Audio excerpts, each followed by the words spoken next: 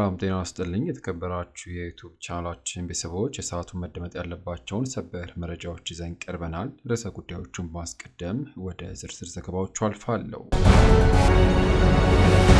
በኢትዮጵያ የጤና ሰራተኞች በአደጋ ላይ ናቸው። የነርሶች ማህበር አስቸኳይ እርምጃ እንዲወሰድ ጠይቀዋል። ከማህበሩ የወጣውን መግለጫ በዜና ዘገባችን ይዘነዋል፣ ወደ እናንተ እናደርሳለን። በሌላ ዜና ጌታቸው ረዳ ከፕሬዝዳንት ጽሕፈት ቤት ሾልኮ ከወጣው ዘገባ ጀርባ ያለውን እውነታ ማጋለጣቸው፣ ይህን ተከትሎ የወጣ ምስጢራዊ ሰነድ 231 ስሞችን አጋልጧል። ዝርዝሩን በስፋት ይዘናል።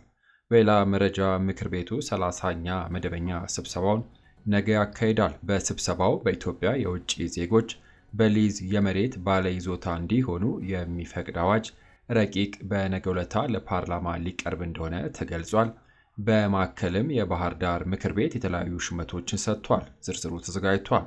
በሌላ ዜና የሶማሊላንድ ዓለም አቀፍ ዘመቻ 130 አገሮች እውቅና እንዲሰጣቸው ጠይቀዋል። በሰዓቱ ታደምጣላችሁ። ከውጭ መረጃ የአሜሪካው ፕሬዝዳንት ጆ ባይደን በከባድ በጤና ችግር ውስጥ መሆናቸውን በሕክምና ታወቀ። የጆ ባይደን የጤና ሁኔታ አስደንጋጭ እንደሆነ ዶክተሮቹ ይፋ አድርገዋል። በዝርዝር መረጃው እንመለከተዋለን። ሌሎች ተጨማሪ አጫጭር ወቅታዊ የባህር ማዶ ዜናዎችንም ይዘናል፣ ታደምጣላችሁ። ለቻናሉ አዲስ ሲሆናችሁ ሰብስክራይብ በማስከተል የደውል ምልክቷን በመጫን ቪዲዮን ላይክ በማድረግ በቆይታችን እስከ ቪዲዮ ፍጻሜ አብራችሁን እንድትቆዩ በመጋበዝ በቀጥታ ወደ መረጃዎቹ አልፋለሁ። አብረን እንከታተለው። ክቡራን አድማጮች፣ በቅድሚያም በርዕሰ ጉዳዮቹ ቅድሚያ ያስደመጥኳችሁን መረጃዎች ወደ እናንተ ላድርስ። በኢትዮጵያ የጤና ሰራተኞች በአደጋ ላይ መሆናቸውን የነርሶች ማህበር አስቸኳይ እርምጃ እንዲወሰድ ጠይቋል። የማህበሩ መግለጫ በቅደም ተከተል ወደ እናንተ ላድርስ። የኢትዮጵያ ነርሶች ማህበር የጤና ባለሙያዎች ጉዳይ አሳሳቢ ደረጃ መድረሱን ገለጸ። ጥያቄ ስለጠየቁ የታሰሩ ባለሙያዎች እንዲፈቱ እንዲሁም ዛቻና ማስፈራሪያዎች እንዲቆሙም ጠይቋል። ማህበሩ ይህንን ያለው በተለያዩ የሀገሪቱ አካባቢዎች እየተካሄደ ባለው የጤና ባለሙያዎች ወቅታዊ እንቅስቃሴ ዙሪያ በላከው መግለጫው ነው። ማህበሩ አሳሳቢ ደረጃ ላይ ለደረሰው የጤና ባለሙያዎች ጉዳይ መንግስት ትኩረት እንዲሰጥም ጠይቋል። ማህበሩ በመግለጫው በአሁኑ ሰዓት እየተነሱ ያሉት የባለሙያዎችና የማህበሩ አባላት ጥያቄዎች ማለትም የተቋማት ግብዓት እጥረት መኖር፣ የደሞዝ ማነስ፣ የጥቅማ ጥቅም አለመኖር፣ የትምህርት ዕድልና የደረጃ እድገት አለማግኘት፣ የሥራ ቦታ ደህንነት አለማግኘት ለረጅም ጊዜ ከሚመለከታቸው አካላት ጋር ለውይይት ሲቀርብና አጀንዳ ሆኖ የቆዩ መሆናቸውንም ገልጿል። ጉዳዩ አሳሳቢ ደረጃ ላይ የደረሰ በመሆኑም ሁኔታው የመንግስት ትኩረትን እንዲያገኝም ጠይቋል። ይሁንና የሕክምና አገልግሎት ተቋርጦ ወይንም ተስተጓጉሎ ጥያቄ ማቅረብ የጤና ተቋማትም ሆነ ጤና ሙያተኛው ማዕከል የሆኑትን ታካሚዎች ለሞት ለእንግልት የሚዳርግ በመሆኑ የምንቀበለው አይደለም ያለው ማህበሩ ስራዎቹ በአስቸኳይ ወደ ነበሩበት እንዲመለሱ ሙያተኞቹ፣ የተቋማት ኃላፊዎችም ሆነ ጤና ሚኒስቴርና ባለድርሻ አካላት አፋጣኝ ውይይትና የመፍትሄ አቅጣጫ በማስቀመጥ የመፍትሄ አካል እንዲሆንም ሲል ጠይቋል። ጥያቄ ጠይቃቸዋል ወይም አስተባብራቸዋል በሚል ምክንያት በእስር ላይ የሚገኙ ጤና ባለሙያዎች እንዲፈቱ በተቋማትም ሆነ በሌሎች አካላት የሚደረጉ ዛቻና ማስፈራሪያዎችም እንዲቆምም አክሏል። ይሁን እንጂ ጥያቄ ያላቸው ነርሶችም ሆነ ሌሎች ሙያተኞች ለውይይት በሚዘጋጁ መድረኮች በመገኘት ጥያቄያቸውን እንዲያቀርቡና ለመፍትሄ ተባባሪ እንዲሆንም ማህበሩ ጠይቋል። በሌላ መረጃ ምክር ቤቱ 30ኛ መደበኛ ስብሰባውን ነገ ያካሂዳል። በስብሰባው በኢትዮጵያ የውጭ ዜጎች በሊዝ የመሬት ባለይዞታ እንዲሆኑ የሚፈቅድ የአዋጅ ረቂቅ በነገው ዕለት ለፓርላማ ሊቀርብ እንደሆነ ተገልጿል። ይህንን መረጃ በዝርዝር ወደ እናንተ ላድርስ። ምክር ቤቱ 30ኛ መደበኛውን ስብሰባ ነገ ያካሂዳል። 6ኛው የሕዝብ ተወካዮች ምክር ቤት 4ኛ ዓመት የሥራ ዘመን 30ኛ መደበኛ ስብሰባው ነገ ይካሄዳል። ምክር ቤቱ በ30ኛ መደበኛ ስብሰባው የከተማ መሬት ይዞታና የመሬት ነክ ንብረት ምዝገባ ረቂቅ አዋጅን አስመልክቶ የከተማ መሠረተ ልማትና ትራንስፖርት ጉዳዮች ቋሚ ኮሚቴ የሚያቀርበውን ሪፖርትና የውሳኔ ሐሳብ መርምሮ ያጸድቃል ተብሎም ይጠበቃል። በተጨማሪም የውጭ ዜጎች በኢትዮጵያ የማይንቀሳቀስ ንብረት ባለቤት ወይም ባለይዞታ የሚሆኑበትን አግባብ ለመደንገግ የሚቀርብ ረቂቅ አዋጅን መርምሮ ለሚመለከተው ቋሚ ኮሚቴ እንደሚመራም ይጠበቃል። ከዚሁ መረጃ ሳንወጣ በተመሳሳይ የባህር ዳር ከተማ ምክር ቤት የተለያዩ ሹመቶችን ሰጥቷል። ለ2 ቀናት ሲካሄድ የነበረው የባህር ዳር ከተማ ምክር ቤት 4ኛ ዙር 12ኛ ዓመት የሥራ ዘመን 29ኛ መደበኛ ጉባኤው የተለያዩ ሹመቶችን በመስጠት ትናንት ተጠናቋል። የምክር ቤቱ አፈ ጉባኤ ጨምሮ የቋሚ ኮሚቴ ሰብሳቢዎችና ለተለያዩ የሥራ ኃላፊዎች ሹመትንም አጽድቋል። በዚህ መሠረት አቶ ጌትነት እውነቱ የምክር ቤት አፈ ጉባኤ፣ አቶ ዘላለም ጌታውን የኢኮኖሚ ጉዳዮች ቋሚ ኮሚቴ ሰብሳቢ፣ ወይዘሮ ሕይወት ወርቁ የሕግና አስተዳደር ጉዳዮች ቋሚ ኮሚቴ ሰብሳቢ፣ ወይዘሮ መብራት ይርሳው የሴቶች ሕፃናትና ሠራተኞች ማኅበራዊ ጉዳይ ቋሚ ኮሚቴ ሰብሳቢ፣ ወይዘሮ አጸደ ምንዋጋው የገንዘብ መምሪያ ኃላፊ፣ አቶ ኃይለማርያም ሸቴ የገቢዎች መምሪያ ኃላፊ፣ ዶክተር ሙሉዓለም አቤ የትምህርት መምሪያ ኃላፊና 8ኛ አቶ ታምራት አሻግሬ የመንግሥት ኮሚኒኬሽን መምሪያ ኃላፊ ሆነው መሾማቸውን ከከተማ አስተዳደሩ ኮሚኒኬሽን መምሪያ ያገኘነው መረጃ ያመለክታል። ክቡራን አድማጮች፣ በመቀጠል አቶ ጌታቸው ረዳ ከፕሬዝዳንት ጽሕፈት ቤት ሾልኮ ከወጣው ዘገባ ጀርባ ያለውን እውነት ማጋለጣቸው፣ ይህን ተከትሎ የወጣው ምስጢራዊ ሰነድ 231 ስሞችን አጋልጧል። እሱም መረጃ ወደ እናንተ ላድረስ። ሾልኮ የወጣው ምስጢራዊ ሰነድ ምንድን ነው? የጊዜያዊ አስተዳደሩ ፕሬዝዳንት በመሆናቸው ብቻ ያወቁትን ምስጢር እስከ መጨረሻ መጠበቅ ሲገባቸው ለርካሽ ገበያ አቅርበዋል። የትግራይ ጊዜያዊ አስተዳደር ፕሬዝዳንት ጽሕፈት ቤት ጥቂት ወንጀለኞች ለማዳን ሲባል በሕዝብ ስም መነገድ ይቁም። አቶ ጌታቸው ረዳ የትግራይ ክልል ጊዜያዊ አስተዳደር ፕሬዝዳንት ጽሕፈት ቤት የምስራቅ አፍሪካ ጉዳዮች አማካሪ ሚኒስትር አቶ ጌታቸው ረዳ በቅርቡ ፋና ቴሌቪዥን ላይ ቀርበው የተናገራቸውን ንግግሮች አስመልክተው የተቃውሞ መግለጫ አውጥተዋል።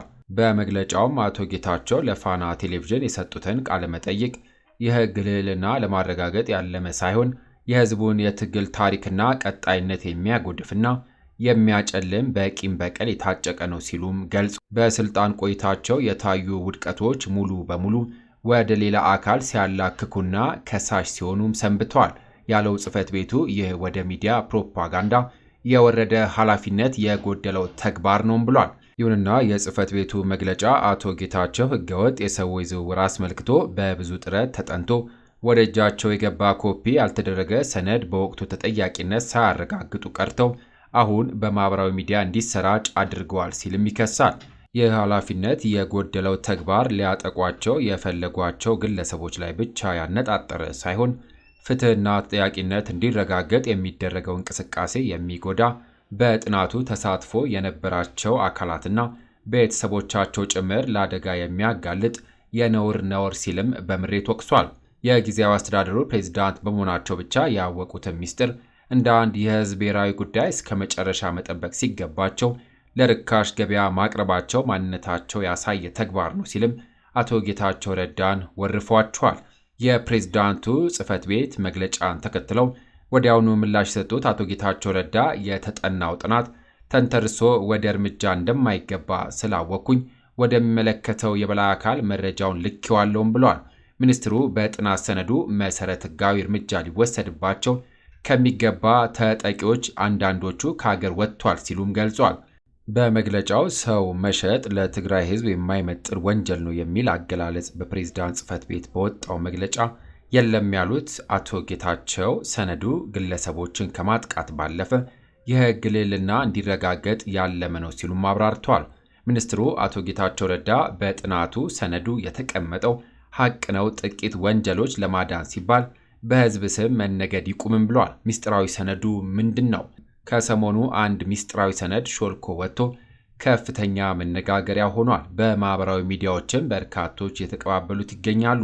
ምስጢራዊ ሰነዱ የሕገወጥ የሰዎች ዝውውር በብዛት ኤርትራውያን በሕገወጥ መንገድ ማዘዋወር የሚመለከትና ሌሎችም ጉዳዮች ላይ የተጠና ሰነድ ሲሆን በ4 ክፍሎች የተከፋፈሉ 69 ገጾች አሉት። በሰነዶቹ በጥናት የተለያዩ ወንጀሎች ተግባራት፣ ስልጣን ያላግባብ በመጠቀም በወንጀል የተገኘ ገንዘብ ሕጋዊ አስመስሎ በመያዝና በማዘዋወር ወይም ደግሞ መኒ ላውንደሪንግ፣ በሕገወጥ መንገድ ሰዎችን ከሀገር ወደ ሀገር ማዘዋወር፣ የመንግሥት ሥራ ምቹ ባልሆነ መንገድ መምራት፣ ኃላፊነት ባልተገባ መንገድ በመጠቀም ሙስና መፈጸማቸውንም ያረጋግጣል። በሰነዱ በተጠቀሱ የወንጀል ተግባራት በሰራዊት አመራር ያሉ የነበሩ የጀነራል ማዕረግ ካላቸው ከፍተኛ ወታደራዊ መኮንኖች እስከ ቀበሌ አመራር ያሉ አስተዳዳሪዎች፣ ነጋዴዎችና ሌሎች የሚገኙባቸው 231 ተጠርጣሪዎች በስምና አድራሻቸው ጠቅሷል። ሰነዱ በሕገወጥ መንገድ የተዘዋወሩ ኤርትራውያን ስም የተዘዋወረበት ቦታና ቀን ያረፈባቸው ሆቴሎች እንዲሁም ለሕገወጥ ዝውውሩ ገንዘብ ገቢ ያደረጉባቸው የባንክ ሂሳብ ቁጥሮች ሰፍረዋል። የጥናቱ ሰነድ የሰው ማስረጃ፣ የድምፅ ቅጂ እንዲሁም በድብቅ የተቀረጸ ምስል ያካተተ እንደሆነም ይዘረዝራል። በሰነዱ በቀንደኛ ተጠርጣሪነት ከተጠቀሱት ከፍተኛ መኮንኖች አንዱ የሆኑት ተወልደ ገብረ ትንሣኤ ህንብበ በቅርቡ ከሀገር መውጣታቸው ሚኒስትር አቶ ጌታቸው ረዳ በቅርቡ ከፋና ቴሌቪዥን በነበራቸው ቆይታ ጠቅሰዋል። በሌላ መረጃ በኢትዮጵያ የውጭ ዜጎች በሊዝ የመሬት ባለይዞታ እንዲሆኑ የሚፈቅድ የአዋጅ ረቂቅ በነገው ዕለት ለፓርላማ ሊቀርብ ነው። የውጭ ዜጎች በኢትዮጵያ መሬትና በሊዝ ባለቤትነት መያዝ የሚያስችለው የአዋጅ ረቂቅ በነገው ዕለት ለሕዝብ ተወካዮች ምክር ቤት ሊቀርብ እንደሆነ ተገልጿል። የኢትዮጵያ ዜግነት የሌላቸው ግለሰቦች በኢትዮጵያ መሬትን፣ የመኖሪያ ቤትን ወይም ተያያዥ ግንባታዎች በባለቤትነት ለመያዝ ቢያንስ 150,000 የአሜሪካ ዶላር ሊመድቡ እንደሚገባም በአዲሱ አዋጅ ተደንግጓል። ይሁንና የውጭ ዜጎች በኢትዮጵያ የማይንቀሳቀስ ንብረት ባለቤት ወይም ባለይዞታ የሚሆኑበትን አግባብ ለመደንገግ የወጣውን ይህን አዋጅ የሚኒስትሮች ምክር ቤት ተወያይቶ ለፓርላማ የመራው ከ2 ሳምንት በፊትም ነበር። አዋጁ የተዘጋጀው የውጭ ዜጎች በኢትዮጵያ የመኖሪያ ቤት ባለቤት የሚሆኑበት ወይም ለመኖሪያ ቤት ግንባታ የሚውል መሬት የሚያገኙበትን ሕጋዊ አሰራር ለመዘርጋት እንደሆነ በመግቢያው ላይ ሰፍሯል። ይሁንና መኖሪያ ቤት ማለት ለግለሰብ ወይም ለቤተሰብ መኖሪያነት የሚያገለግል ለንግድ ዓላማ ማዋል የማይፈቅድ ቤት እንደሆነ በአዋጁ ረቂቅ የትርጓሜ ክፍል ላይ ተቀምጧል። ሆኖም ይህ መሰሉን ቤት ለመኖሪያነት ዓላማ የማከራየት መብት የተጠበቀ መሆኑ በአዋጁ ላይ አመላክቷል። በሌላ መረጃ የሶማሊላንድ ፕሬዝዳንት አብዱራህማን መሐመድ አብዱላሂ ኢሮ ከ130 በላይ ለሚሆኑ ሀገራት ለሶማሊላንድ እውቅና እንዲሰጥ ጥሪ ማቅረባቸውን ገለጹ። ሶማሊላንድ ነፃነቷን ያወጀችበት 34ኛ ዓመት ክብረ በዓል ላይ ንግግር ያደረጉት ፕሬዝዳንቱ ጠቅላይ ሚኒስትሮችና ነገስታትና አሚሮች ጨምሮ ከ130 በላይ ለሚሆኑ ሀገራት ለሶማሊላንድ እውቅና እንዲሰጥ የሚጠይቅ የፕሬዝዳንታዊ ደብዳቤዎችን መላካቸውን ተናግረዋል። ይሁንና ክብረ በዓል ላይ ለዓለም አቀፍ ማህበረሰብ ለሶማሊላንድ የሀገርነት እውቅና እንዲሰጥ በድጋሚ ጠንካራ ጥሪ ማቅረባቸውን ሆርን ዲፕሎማት ዘግቧል። በመሆኑም ፕሬዝዳንት ኢሮ ኢትዮጵያ፣ የተባበሩት አረብ ኤሚሬትስ፣ ዩናይትድ ኪንግደም፣ አሜሪካ፣ ጅቡቲ፣ ታይዋን፣ ቱርክና ኬንያን ጨምሮ ከሶማሌ ጋር በወዳጅነት ላይ የተመሰረተ ግንኙነትና ትብብር ላላቸው ሀገሮች ምስጋናቸውንም አቅርበዋል። የሶማሌላንድ የውጭ ጉዳይ ፖሊሲ በሰላም በጋራ መከባበርና በገንቢ አጋርነት መርሆች ላይ የተመሰረተ መሆኑን አረጋግጠው በአፍሪካ ቀንድና በቀይ ባህር ላይ ብልጽግናን በማጎልበትና በቀጣይ ደህንነት ውስጥ ወሳኝ ሚና ለመጫወት ዝግጁ ነን ብለዋል። ምንጭ አዲስ ስታንዳርድ። በመቀጠል ክቡራን አድማጮች ከሀገር ውስጥ መረጃ መለስ ስንል ወደ ውጭ ወደ ያስኩላችሁ መረጃዎች አልፋለሁ። ጆ ባይደን በካንሰር ህመም መያዛቸው ተነገረ። የቀድሞው የአሜሪካ ፕሬዝዳንት ጆ ባይደን በካንሰር ህመም መጠቃታቸውን ጽህፈት ቤታቸው አስታውቋል። የ82 ዓመቱ ጆ ባይደን በከባድ የፕሮስቴት ካንሰር መጠቃታቸውና በካንሰር የተጠቃው ህዋሳቸው ወደ አጥንታቸው መዛመቱም ተነግሯል። ይሁንና የፕሬዝዳንቱ የካንሰር ደረጃ ከፍ ያለ መሆኑ የተገለጸ ሲሆን በሚደረግላቸው የህክምና አማራጮች ዙሪያ ከቤተሰቦቻቸው ጋር እየመከሩ ነው ሲል አሶሺየትድ ፕሬስ ዘግቧል። በማስከተል በወቅታዊ ጉዳይ ከባህር ማዶ የተሰሙ አጫጭር መረጃዎችን ወደ እናንተ ላድረስ። የሱዳን መንግስት ጦር በዳርፉር ግዛት አንቱሩን የተባለን አካባቢ ከአርኤስኤፍ ታጣቂዎች ቀምቼ ተቆጣጥሬያለሁ አለ። አንቱሩን ወታደራዊ ፋይዳው የጎላ ስፍራ ነው መባሉን አናዶሉ ጽፏል። ይህ አካባቢ ከአርኤስኤፍ ለመቀማት በተካሄደው ውጊያ የሱዳን መንግስት ጦር ተባባሪዎችም አብረው ተሰልፈው ነበርም ተብሏል። በውጊያው አርኤስኤፍ በሰው ኃይል ሆነ በቁሳቁስ ከፍተኛ ኪሳራ እንደገጠመው የሱዳን መንግስት የጦር ሹሞች ተናግረዋል። አርኤስኤፍ የአንቱሩን አካባቢ የተቆጣጠረው ከወር በፊት በተካሄደው ውጊያ እንደነበር መረጃው አስታውሷል። ይሁንና ፈጥኖ ደራሽ ኃይሉ የአንቱሩን አካባቢ መልሶ ተቀምጧል ስለመባሉ ማረጋገጫ ይሁን ማስተባበያም አልሰጠም። የሱዳን መንግስት ጦር እና አርኤስኤፍ በመካከላቸው ጦርነት ማካሄድ ከጀመሩ ከ2 ዓመት በላይም ሆኗቸዋል። ሜክሲኮ የባህር ኃይል የመለማመጃ መርከብ በአሜሪካ ኒውዮርክ ከብሩክሊን ድልድይ ጋር በመጋጨቱ 2 ሰዎች መሞታቸው ተሰማ። በአደጋው ሕይወታቸው ካለፈ ሌላ 19 ደግሞ ከባድ ጉዳት እንደገጠማቸው ቢቢሲ ጽፏል። አካላዊ ጉዳት የገጠማቸው ለሕይወታቸው ያሰጋቸዋልም ተብሏል። የመለማመጃ መርከቡ 277 ሰልጣኝ የባህር ኃይል ባልደረቦች አሳፍሮ እንደነበርም ተጠቅሷል።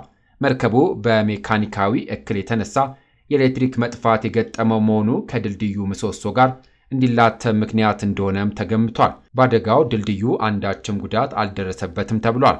የሜክሲኮ ፕሬዝዳንት ክላውዲሻ ሺምባው በአደጋው ከልብ አዝኛለሁ ማለታቸውም ተሰምቷል።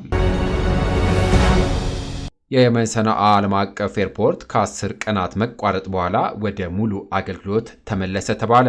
ቀደም ሲል የየመን ሀቲዎች ኤርፖርት በእስራኤል ከባድ የአየር ድብደባ ከፍተኛ ጉዳት ደርሶበት እንደነበር መናገራቸውን አልአንዶሉ ዘግቧል።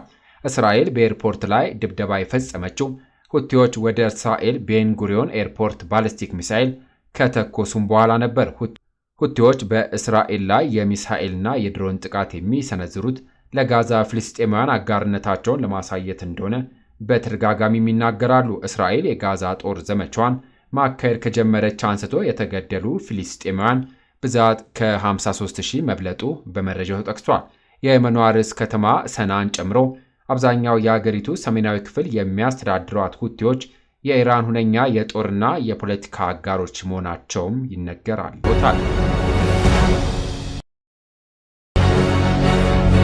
ክቡራን አድማጮች ከሀገር ውስጥ ከውጭ ለሰዓቱ ብታደምጧቸው ብለን የመራርንላችሁ ዘገባዎች እነዚህን ይመስሉ ነበረ።